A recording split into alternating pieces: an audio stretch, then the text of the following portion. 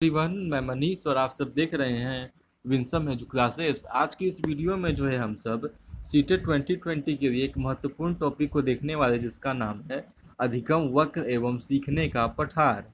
ठीक है, learning curve. और इसमें हम जो है सीखने का पठार अर्थात प्लेटू ऑफ लर्निंग के बारे में भी जानेंगे तथा उसे दूर करने के क्या क्या उपाय होते हैं एवं वह कैसे बनता है।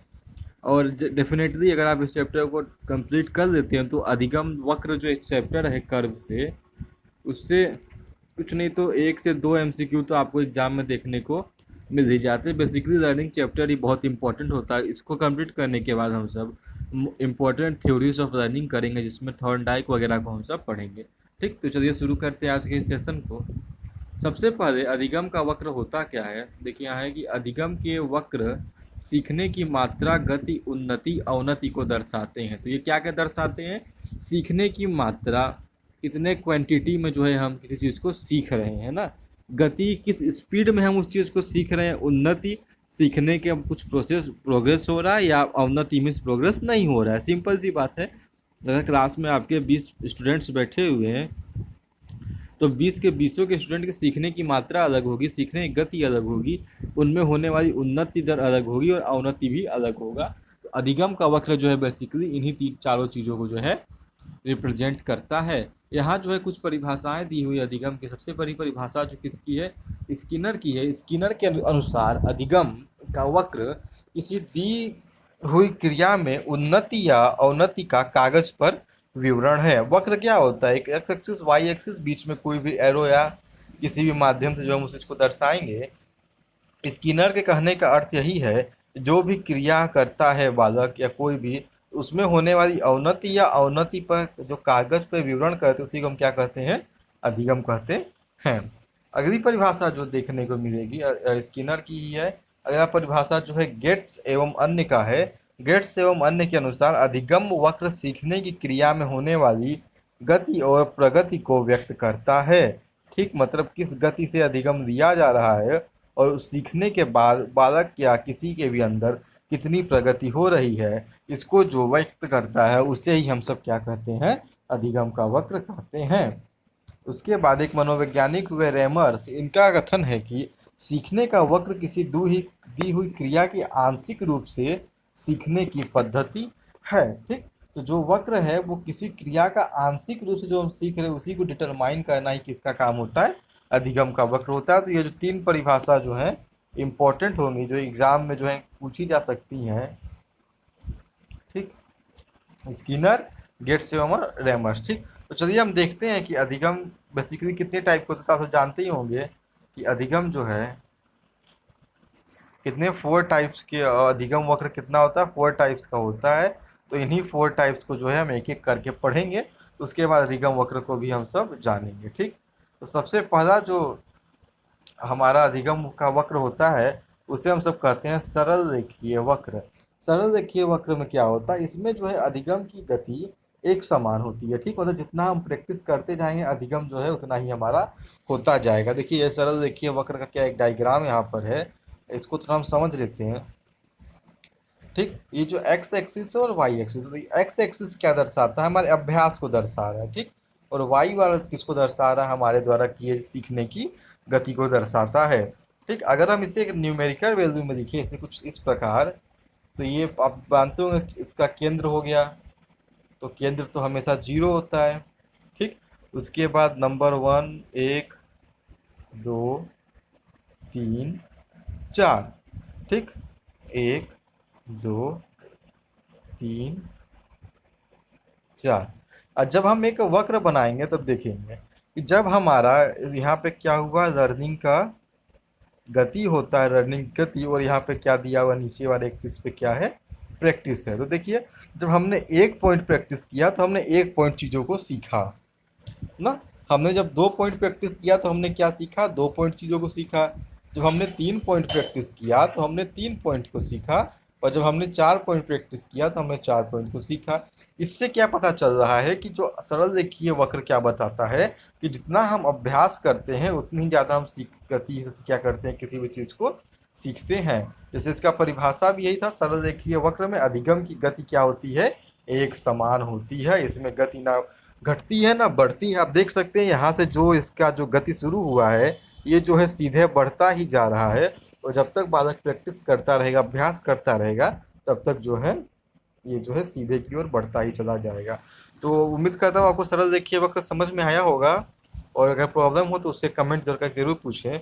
उसके बाद जो हमारा वक्र आता है, सेकेंड पॉइंट, वो होता है उन्नतोदर वक्र। उन्नतोदर वक्र क्या होता है कि इसमें जो शुरू में जब हम प्रैक्टिस करते हैं तो बहुत तेज़ी से चीज़ों को सीख देते हैं। ठीक, इस वक्र में सीखने की गति शुरुआत में तीव्र होती है और उच्चतम बिंदु पर पहुंचने के पश्चात सीखने की गति क्या हो जाती है, मंद होना शुरू हो जाती है। इस प्रकार के ही वक्र को हम सब क्या कहते हैं, उन्नतोदर वक्र कहते हैं। देखिए यहाँ पर डायग्राम में साफ साफ दिखा रहा है कि ऐसा कुछ डायग्राम बना हुआ है। तो इसका मतलब क्या हुआ, बालक जो है, अगर मैं इसे पॉइंट वाइज डिटरमाइन करता हूँ तो पॉइंट 2 तक ये वन यहाँ पर 0। तो पॉइंट 2 तक क्या हो रहा है कि बालक जो है खूब तेज़ी से चीज़ों को कंप्लीट करता जा रहा है, सीखने की गति क्या है, ठीक है। उसके बाद अचानक से कर्व बनता है और जो उसके सीखने की गति जो एकदम ऊपर की ओर, ऐसे एक सेकेंड, जो उसका सीखने का गति ऐसा होना चाहिए, वो क्या हो गया, घूमकर कर्व बना दिया। अर्थात जो उसने शुरू में तीव्र गति से सीखा, उसके बाद क्या हो गया, उसके सीखने की गति कमज़ोर हो गई। और इसी प्रकार के वक्र को हम सब जो है उन्नतोदर वक्र के नाम से भी जानते हैं। ये सीखने की गति हो गई, अभ्यास हो गई, ये सीखा किसने, ऐसा अगर सरल देखिए वक्र होता तो ये जो है ऐसा सीखता, इसकी बढ़ते जाता। पर इसमें क्या हुआ, एक बिंदु पर आने पर, इसका उच्चतम बिंदु कहाँ है, इसका उच्चतम बिंदु ये वाला पॉइंट है, ये वाला पॉइंट है। तो इस पॉइंट पे आने के बाद जो है जो बड़ा सीखने वाला था, जो अधिगम करता था, उसके सीखने में मंद गति से उसका क्या होना, गिरना प्रारंभ हो गया। उसके बाद जो है अगला है नतोदर अधिगम वक्र। नतोदर अधिगम वक्र में क्या होता है कि इसमें शुरू में सीखने की गति क्या होती है, मंद होती है। उसके पश्चात धीरे धीरे सीखने की गति तीव्र होना शुरू हो जाती है और वह अपने उच्चतम स्तर की ओर बढ़ती है। सीखने के इस प्रकार के वक्र को ही हम सब क्या कहते हैं, नतोदर वक्र कहते हैं। ठीक, अब देखिए ये क्या हुआ, कोई बालक जब सीखना शुरू करता है तो शुरू में क्या हो रहा है, वो प्रैक्टिस तो खूब कर रहा है, 2 प्रैक्टिस कर रहा है, पर उसका रिजल्ट कितना उसे आ रहा है, सिर्फ एक ही रिजल्ट आ रहा है ना। तो ऐसे करके जब वो 4 प्रैक्टिस कर रहा है तो उसका रिजल्ट कितना, सिर्फ 2 ही आ रहा है। अर्थात वो प्रैक्टिस तो खूब कर रहा है परंतु उसके सीखने की गति क्या है, कमज़ोर है। देखिए सीखने की गति इसकी कितनी ज़्यादा कमज़ोर है। परंतु नतोदर अधिगम वक्र क्या दर्शाता है कि धीरे धीरे धीरे धीरे वो प्रैक्टिस लगातार करते जाएगा। एक पॉइंट ऐसा आएगा जब वो प्रैक्टिस तो कम करेगा परंतु सीखना क्या हो जाएगा, उसका बहुत ज़्यादा हो जाएगा। इसी प्रकार के वक्र को हम सब जो है नतोदर वक्र के नाम से भी जानते हैं। ठीक, उसके पश्चात धीरे धीरे सीखने की गति तीव्र होती है और वह उच्चतम स्तर की ओर बढ़ती है। सीखने के इस प्रकार के वक्र को ही नतोदर वक्र कहा जाता है। एक और वक्र है जो अंतिम वक्र है, वो है मिश्रित अधिगम वक्र। मिश्रित अधिगम वक्र देखिए यस टाइप का ये जो कुछ आकार बनाता है हमारा मिश्रित अधिगम वक्र, इसके बारे में हम जानते हैं। इस प्रकार के मिश्रित अधिगम वक्र में उन्नतोदर नतोदर दोनों प्रकार की अधिगम वक्र तरह अधिगम होता है। अर्थात इस प्रकार के अधिगम वक्र में शुरुआत में अधिगम की तीव्रता मंद, गति तीव्र या मंद, और अंत में भी अधिगम की गति तीव्र या मंद दोनों हो सकती है। इस प्रकार का वक्र क्या कहलाता है, मिश्रित वक्र कहा जाता है। देखिए यहाँ समझने वाली पॉइंट क्या है कि नतोदर में क्या होता था, पहले नतोदर को समझ लेते, पर नतोदर में क्या था, पहले कम होता उसके बाद बढ़ता। नतोदर में पहले बढ़ा हुआ था बाद में कम होता। मिश्रित में क्या होता है, या तो शुरू में आपका कम हो या लास्ट में आपका और लास्ट में आपका बढ़ जाए, या शुरू में आपका बढ़ा हुआ हो लास्ट में आपका क्या हो जाए, जाकर घट जाए। देखिए जैसे इसका क्या है, देखिए पहले घटा हुआ था, शुरू में घटता हुआ जा रहा है, उसके बाद एक पॉइंट पे आके क्या हो जाता है, बढ़ जा रहा है, उसके बाद फिर उसका क्या घटना शुरू हो जा रहा है। तो इस प्रकार के ही वक्र को हम सब कहते हैं मिश्रित अधिगम वक्र। तो 4 प्रकार के वक्रों को हमने देख लिया, सरल रेखीय वक्र, उन्नतोदर वक्र, नतोदर वक्र और मिश्रित अधिगम वक्र। यही 4 प्रकार के वक्र होते हैं जो हर प्रकार के अधिगम में देखने को हमें प्राप्त होते हैं। कॉमन तौर पर देखा जाए तो मिश्रित अधिगम वक्र जो है मैक्सिमम लर्नर्स में पाया जाता है, क्योंकि हम जो है कभी तीव्र गति से सीखते हैं तो कभी कुछ चीज़ों क्या करते हैं, मंद गति से भी सीखते हैं। ठीक, आगे हम यहाँ पर देख लेते हैं कि अधिगम का पठार क्या होता है।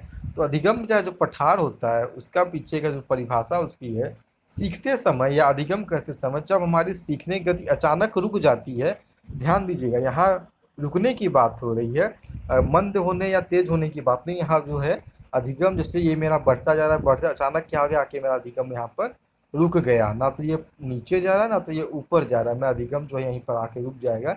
इसे ही हम सब क्या कहते हैं, अधिगम का पठार कहते हैं। जब अधिगम की दर में लंबे समय तक स्थिरता की स्थिति हो, अर्थात ना तो अधिगम वक्र में चढ़ाव आ रहा है और ना ही अधिगम वक्र में उतार आ रहा है, इस स्थिरता को हम अधिगम पठार कहलाता है। समझ में मुझे उम्मीद है आप समझते ही होंगे कि अधिगम पठार क्या होता है। कि एक, ये देखिए ये बना एक, बस। तो पहले तो बच्चा धीरे धीरे सीख रहा था, परंतु एक समय क्या हुआ कि ये देखिए यहाँ पर ना तो चढ़ाव आ रहा है और ना ही क्या आ रहा है, अधिगम वक्र में उतार आ रहा है। तो इस वाले पोर्शन को ही हम सब क्या कहते हैं, अधिगम का पठार कहते हैं। इसके पीछे का रीजन क्या हो सकता है, एक अवस्था से दूसरी अवस्था में सीखने पर प्रभाव डाल सकता है, काम की जटिलता होने पर, रुचि का अभाव, थकान, कार्य की उदासीनता, गलत आदतों से सीखने के आदि कारणों से अधिगम का पठार जो है बनता है। अधिगम का पठार तो कैसे बना, जब हम एक कंफर्टेबल जोन में रहकर किसी चीज़ को सीख रहे थे, और जब हम अपनी जोन को चेंज करते हैं, ठीक, अर्थात जब कोई एक आर्ट्स का स्टूडेंट जब साइंस को सिलेक्ट करता है, या साइंस का स्टूडेंट जब अचानक से आर्ट्स में जाता है, तो वो अपनी जोन को चेंज करता है, अपनी अवस्था को चेंज करके कहाँ जाता है, दूसरी अवस्था में जाता है। तो ऑटोमेटिकली क्या हो जाएगा, काम जो है हार्ड होने लगेगा, काम जटिल होने लगेगा। उसकी वजह से उसके अंदर क्या होगी, रुचि का अभाव होगा और उसको जो है थकान भी बहुत जल्दी हो जाएगी। उसके पश्चात यदि बालक गलत आदतों से ही सीखने का प्रयास करेगा तो अधिगम का पठार बनना ही है, क्योंकि ना तो हम तब कुछ सीख रहे हैं, ना ही कुछ सीखने की गति ना हमारी तीव्र है, ना ही सीखने की गति हमारी क्या है, मंद होती है। अब एज ए टीचर जो है, हमें जब बालक के अंदर अधिगम का पठार बन जाए तो उसे हमें दूर करने के भी कुछ उपाय समझते रहना चाहिए, क्योंकि जीवन में अनेक बार ऐसी घटनाएं घटेंगी जहाँ पर बालकों में या खुद हमारे अंदर भी जो है अधिगम का पठार बनना शुरू हो जाएगा। उससे दूर करने के लिए कुछ जो है उपाय किया सकते हैं। सबसे पहले उपाय है कि सीखने वालों को प्रेरणा देना, ठीक, हमेशा उनको क्या करते रहना, जो है मोटिवेशन देते रहना, उनको मोटिवेट करते रहने से लर्निंग कर्व नहीं बनता है। नवीन प्रणालियों का प्रयोग करने से पढ़ाई जो है रुचिकर हो जाती है। कार्य के बीच बीच में क्या विश्राम देने से, सीखने की उचित विधियों का प्रयोग करने से, बच्चों के व्यक्तिगत भेदों पर ध्यान देकर उनकी क्षमता के अनुसार सीखने की सुविधा प्रदान करना और बच्चों का उत्साहवर्धन करते रहना। तो इन्हीं प्रकार कुछ जो है उपायों से हम अधिगम के पठार को दूर कर सकते हैं। ठीक, तो आज के इस लेक्चर में इतना ही। जब हम नेक्स्ट वीडियो में मिलेंगे तो नेक्स्ट वीडियो में हम सब जो है लर्निंग थ्योरीज के बारे में जो है पढ़ेंगे। ठीक, तो मिलते हैं अगली वीडियो में, तब तक आप सबका वीडियो देखने के लिए बहुत बहुत धन्यवाद। चैनल को अधिक से अधिक लाइक, शेयर और सब्सक्राइब करें।